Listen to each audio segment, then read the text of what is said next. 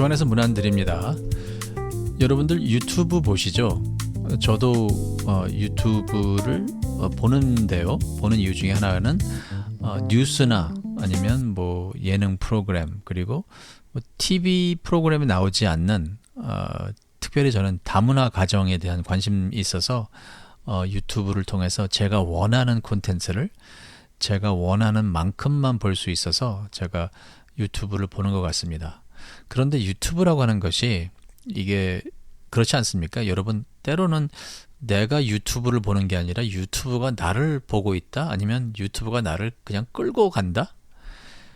내가 원하는 시간에 내가 유튜브를 보고 있는 게 아니라 어느 한순간부터는 유튜브가 보여주는 것을 내가 보고 있다는 생각이 들기도 합니다.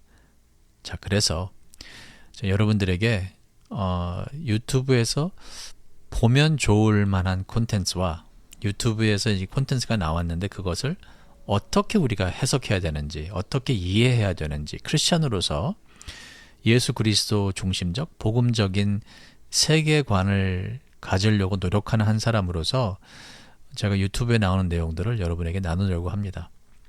그래서 제 바람은 여러분이 유튜브에 이것저것 찾아보지 마시고 제가 추천하는 유튜브의 내용들만 보셔도 좋을 것 같아요. 그리고 아예 안 보시고 그냥 제가 이런 내용들이 있는데 이런 내용들은 우리가 크리스찬이면 기독교적인 세계관을 가지고 어떻게 이해를 하면 좋겠다라고 하는 그러한 예수 그리스도의 제자다운 그러한 시청인이 되었으면 좋겠다 싶습니다. 자, SBS 단독 보도로 올라온 내용을 나누고자 합니다. 오늘 여러분과 참고로 이 내용은 제가 운영하는 jubileecoach.com 홈페이지에 라이프 블로그 섹션에 올려드렸고 이 카카오 채널을 구독하시는 분들에게는 제가 이 부분을 오디오로 지금 남기고 있는데요. 여러분 원하시면 클릭하셔갖고 저의 유튜브 채널에 가시면 듣기도 하시고 제가 올리는 내용을 또 동영상으로도 보실 수도 있습니다. 네, 참 애 많이 쓰고 있죠, 저. 격려해 주세요. 그리고 댓글과 좋아요는 사랑의 표현입니다. 자, 참교육보다 잔인한 현실, SBS 단독 보도, 학부모 악성 민원에 유산까지 한 체육교사 이야기입니다. 그녀는 체육 시간을 마치며 아이들에게 스쿼트를 시켰습니다. 그것이 전부였습니다. 지난해 6월 경남 김해의 한 중학교네요. 체육교사 A씨는 중학교 1학년 1교시 수업을 마무리하며 학생들과 스쿼트로 정리운동을 했습니다. 수업 계획이 있었던 평범한 마무리였습니다. 사흘 뒤 한 학생의 할머니에게 전화가 왔습니다. 할머니에게서 전화가 왔어요. 선생님이 호락호락하게 대할 애가 아니에요, 우리 애는. 원어민 영어와 골프까지 시켜 아파트 2채 값을 넘게 들여 키운 아이라는 말이 이어졌습니다. 이틀 뒤에는 아버지가 학교로 직접 찾아왔습니다. 학부모는 교사가 아이의 귀를 잡고 끌고 갔다거나 스쿼트와 함께 투명 의자 자세를 가혹하게 시켰다는 등 여러 주장을 하며 선생님을 아동학대 혐의로 고소했습니다. 선생님은 그런 일이 없었다고 해명했지만 항의는 멈추지 않았다고 합니다. 경찰은 수사 끝에 무혐의로 결론을 내렸고요. 그런데 아동학대 처벌법상 무혐의라도 사건은 자동으로 검찰에 넘겨진다고 합니다. 검찰도 무혐의. 그런데 그것을 받아들이지 않은 학부모가 항고한 고등검찰청도 무혐의. 재정신청까지 거친 법원도 무혐의. 경찰, 지방검찰청, 고등검찰청, 법원 4번의 독립된 판단이 같은 결론에 이르는데 거의 1년이 걸렸습니다.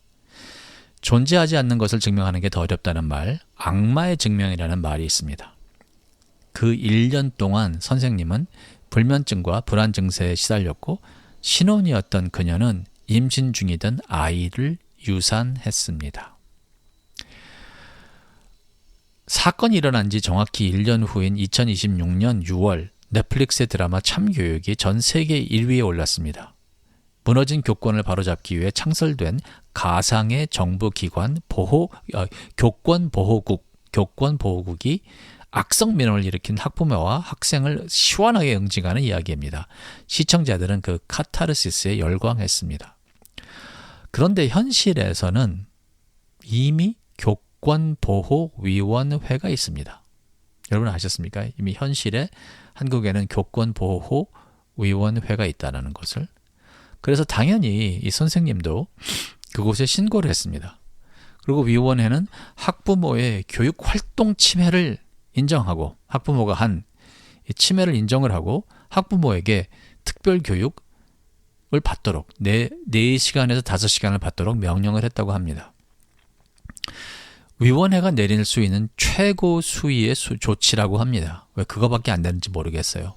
이 선생님은 1년 동안 이 고통을 당하셨는데, 그런데 학부모는 이 교권보호위원회가 부모에게 내리는 최고 수위의 조치는 이 공권력이 없다고 그래요. 강제력이 없다고 그래요.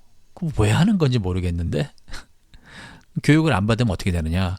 그냥 300만 원 과태료 내면 다라고 하는데 뭐 그걸 안 내도 어떻게 하는지는 모르겠습니다. 근데 학부모는 그 결정에도 불복해서 행정쟁송을 시작을 했고, 그리고 선생님을 A씨를 명예훼손, 모욕, 무고 혐의로 다시 고소했다고 합니다. 이 인간들. 드라마 속에서는 정의가 통쾌하게 집행되는데요. 현실에서는 도움을 구한 교사가 오히려 더 많은 소송에 노출되었습니다. 참교육보다 잔인한 현실이라는 말은 과장이 아니었습니다.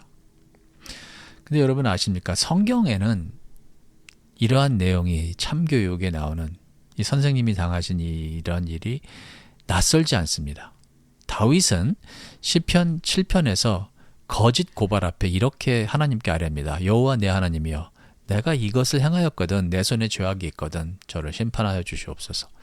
자신의 무죄를 하나님께 맡기는 서약이죠.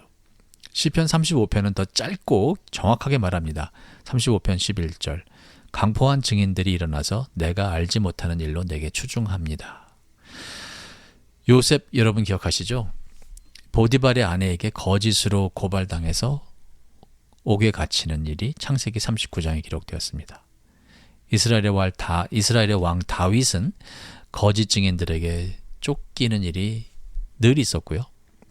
그리고 우리의 왕이신 예수님은 거짓 증인들로 말미암아 십자가로 가신 분입니다. 그리고 거짓 증인들 앞에서 침묵하셨습니다. 베드로는 이렇게 기억을 합니다. 예수님이 그가 욕을 당하시되 맞대어 욕하지 아니하시고 오직 의로우신 재판장에게 부탁하시며. 웨스트민스터 소유리 문답은 아홉 번째 계명을 이렇게 풀이합니다. 거짓 증거하지 말라. 그리고 이 계명이 금하는 것은 진리의 해가 되거나 자기 자신이나 이웃의 명예를 손상시키는 모든 것이라고 얘기를 합니다. 여러분, 거짓 증거는 단순한 거짓말이 아닙니다.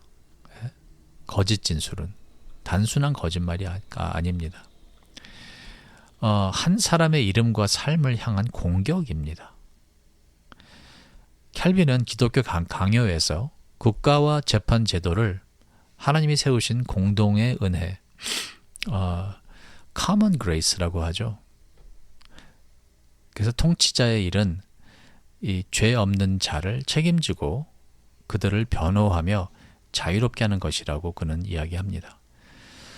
이런 의미에서 경찰, 검찰, 법원이 4번이나 이 선생님 A씨의 무죄를 확인한 것은 느리고 고통스러웠지만 그 제도가 결국은 제 역할을 했다라는 증거이기도 합니다. 문제는 뭐냐? 그 다음입니다. 교권보호위원회처럼 더 빠르고 가벼워야 할 안정망이 강제력도 없는 형식으로만 있는 것입니다. 이 공동을 향한 하나님의 은혜가 약속하는 보호와 실제로 교실에 도착하는 보호 사이에는 너무도 깊은 간극이 있다는 것이죠. 이 격차를 보고 분노하는 것은 죄가 아니라고 생각합니다. 데이빗 파울러슨이라고 있습니다. 데이빗 파울러슨은 이런 얘기를 합니다. 지금 뭔가 중요한 것이 잘못되었다는 것은, 그것을 느끼고 분노하는 것은 정당한 인식이다. 문제는 그 분노를 누구에게 어떻게 가져가느냐인데요. 이 데이빗 파울러슨의 Good and Angry라고 하는 책 2016년에 발행한 책에 보시면 나옵니다. A씨의 싸움은 결국은 법정에서는 이겼는데 그런데 그녀는 아이를 잃어버립니다. 잠을 잃어버리고 평안을 잃어버렸는데 거기에 대해서는 어떠한 판결문도 돌려주지 못합니다. 그래서 크리스찬은 두 가지를 동시에 붙잡아야 합니다. 정의를 구하기 위해 제도를 사용하는 것, 다윗이 한 것, 바울도 그렇게 했는데요. 모든 것을 다 바로잡을 수 없는 제도의 한계를 알고 더 깊은 곳, 의로우신 재판장이신 하나님께 자신을 맡기는 것입니다.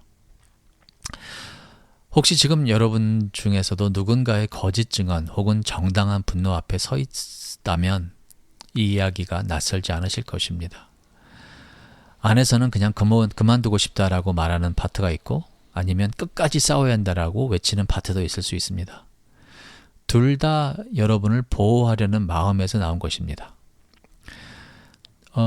제가 배우고 이 내용들은 참 좋다라고 하는 것이 이제 내면 가족 체계 시스템인데요. 테라피인데요. IFS인데 그 언어로 이야기를 하자면 이 모든 파트들 너머에 여전히 침착하고 명료하며 용기 있는 참자가 있습니다.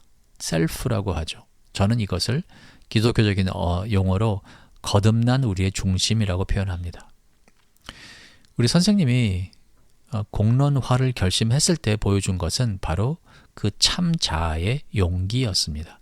이 셀프가 공의를 갈망했던 것이고 힘들어하는 파트들에게 바로 올바른 안위를 주고자 했던 것이죠. 여러분, 제가 오늘 나누는 이 묵상은 실제 보도를 바탕으로 쓴 것입니다. 그런데요, 여러분 혹시 지금 비슷한 무게나 불공정함, 상실 혹은 그보다 더 어두운 마음과 씨름하고 계시다면 여러분 혼자 견디지 않으셔도 됩니다.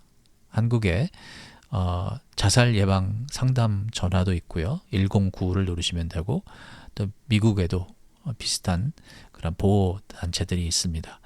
혼자서 짊어지실 필요가 없습니다. 네. 오늘 이 내용을 마치려고 합니다. 혹시 지금 여러분 안에는 그냥 포기하자라는 부분과 끝까지 맞서자라는 그 부분 둘 다 있을 수 있습니다. 오늘 그 두 파트들이 각각 여러분의 중심에게 무엇을 보호하려고 하는지 가만히 물어보면 무엇이 들릴까요? A씨는 결국 모든 단계에서 무혐의를 받았지만 그 과정 자체가 그녀에게 너무도 많은 것을 가져갔습니다. 여러분의 삶에서 결국은 옳았다라는 사실만으로는 채워지지 않는 상실이 있다면 또 무엇이 있을까요? 시편은 다윗의 분노와 억울함을 숨기지 않고 하나님 앞에 그대로 가져갑니다. 여러분이 지금 느끼는 분노나 억울함을 여러분은 누구에게 또는 어떻게 가져가고 있을까요? 네, 그 외로 한두 가지 질문이 제가 더 남기는데요. 그 내용은 홈페이지를 통해서 여러분 보셔도 좋을 것 같습니다. 네, 참교육보다 잔인한 현실에 대해서 SBS 보도된 내용을 말씀을 통해서 복음을 통해서 더 그리스도 중심적인 시각으로 이해하려고 노력했습니다. 아무쪼록 이런 내용들이 여러분들에게 유익한 내용이 되길 바라며 함께 해주셔서 다시 한번 진심으로 고마운 마음을 전합니다. 네, 다음 시간에 또 여러분들 더 좋은 콘텐츠로 찾아뵙도록 하겠습니다.